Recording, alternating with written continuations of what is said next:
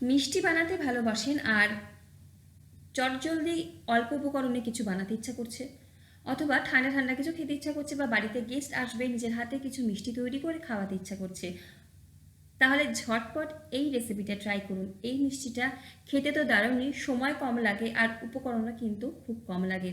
চলুন দেখে নেওয়া যাক ঠান্ডা ঠান্ডা ছানার পায়েস কীভাবে আমি তৈরি করি। এখানে 1 লিটার পরিমাণে ফুল ফ্যাট দুধ নিয়েছি, আমি সবসময় রেড কাউটা ব্যবহার করি। গ্যাসের ফ্লেমে একটা প্যানে 1 লিটার দুধ বসিয়ে দিয়েছি জাল দেওয়ার জন্যে। মিডিয়াম ফ্লেমেই রেখেছি, শুধু মাঝে মাঝে একবার একটুখানি হাতটা বা স্প্যাচুলা দিয়ে নাড়াচাড়া করে দেবেন, যাতে তলার দিকটা লেগে না যায়।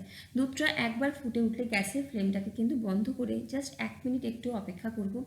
একদম জাল দেওয়ার সাথে সাথেই যদি গ্যাস ফ্লেমটাকে জ্বালিয়ে রেখে দুধটা কাটাতে যায়, সেক্ষেত্রে ছানাটা অনেক সময় শক্ত হয়ে যায়। মিনিট খানেক গ্যাসের ফ্লেম বন্ধ করে অপেক্ষা করব একদম যে দুধের ধোয়া ওঠা ব্যাপারটা সেটা কেটে যেতে। তারপরে আমি 1 টেবিল চামচ পরিমাণে ভিনিগার 1/4 কাপ পরিমাণে জলের মধ্যে মিশিয়ে রেখেছি, অল্প অল্প দিয়ে দুধটা থেকে ছানা তৈরি করে নেব। ভিনিগারের বদলে আপনারা চাইলে পাতিলেবুর রসের অবশ্যই ব্যবহার করতে পারেন। দেখুন সুন্দরভাবে যখন এভাবে ছানা আর জল আলাদা হয়ে যাবে, একটা ছাঁকনি আর তার নিচে একটা বড় পাত্র রেখেছি, ছানাটাকে ছেঁকে নেব।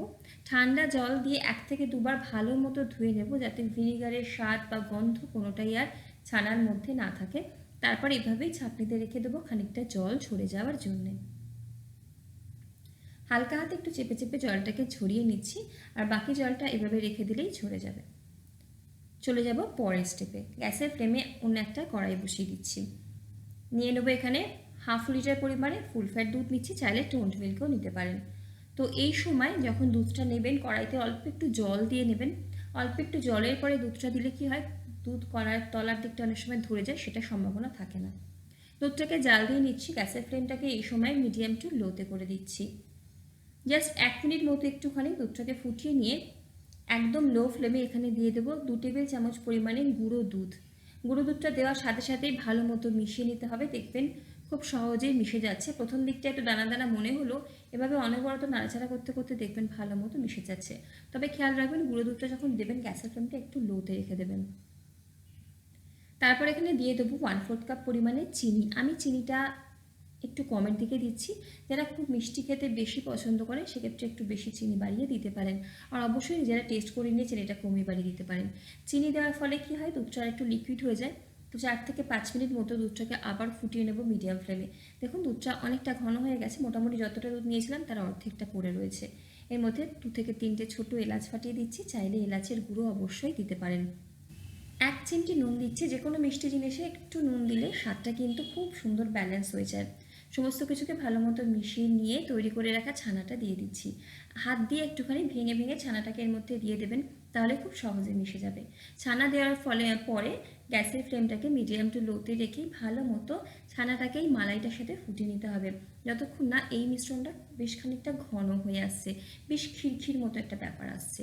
স্বাদ বাড়ানোর জন্য গুঁড়ো দুধের সাথে সাথে কিন্তু কনডেন্স মিল্কের ব্যবহার করতে পারেন।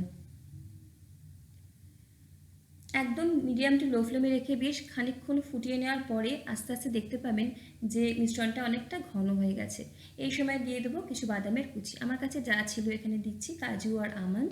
আপনারা আপনাদের পছন্দ মতো যে কোনো রকম বাদামের কুচির এখানে ব্যবহার করতে পারেন। আরও 2 মিনিট ফুটিয়ে নেওয়ার পরে দিয়ে দেবো, বেশ শেষের দিকে দিয়ে দেবো কেওড়ার জল 1/2 চা চামচ পরিমাণে।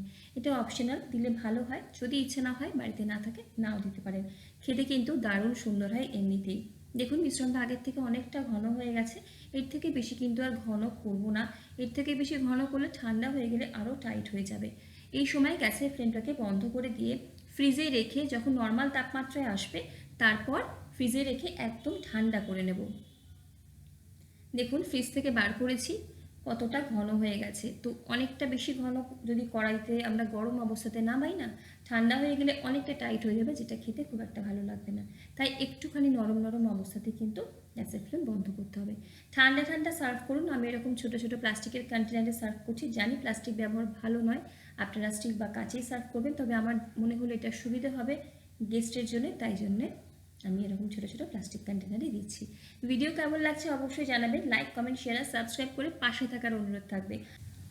অবশ্যই বেল আইকনটা প্রেস করবেন, যাতে পরবর্তী ভিডিও নোটিফিকেশনটা আপনাদের কাছে পৌঁছে। দেখা হচ্ছে পরের ভিডিওতে। অবশ্যই এই গরমে ঠান্ডা ঠান্ডা এই ছানার পায়েসটা একবার করে দেখবেন।